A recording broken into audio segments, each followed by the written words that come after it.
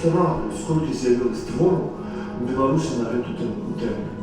Вот это попутные вочи, так?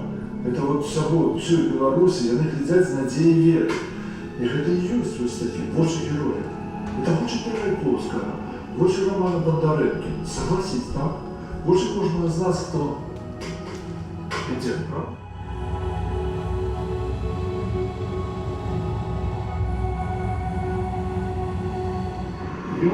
Наша вина. Беларуси виправділи. Скоректувати його ми повинні самі, не чекаючи ЦРУ, ні Байдена, ні Зеленського, ні Путіна. Повинні Білорусі його скоректувати.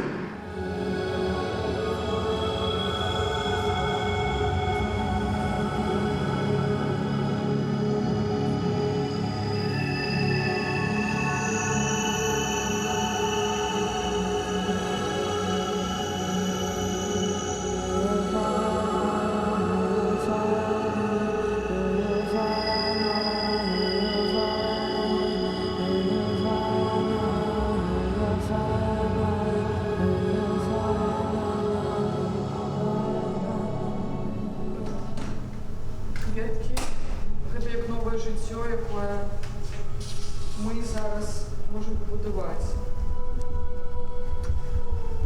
Дрэвы, вы бачыце, што яны спіленыя, непрыгожыя.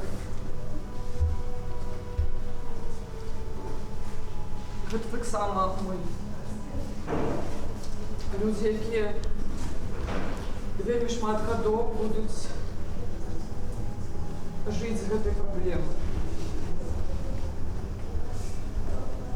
Вы бачыце, тут шмат ніцяў, якія сімвалізуюць тое, што ўсё ўзаемазвязана ў гэтым жыцці. І мы з вамі, нашы эмоцыі, жыццё і смерць.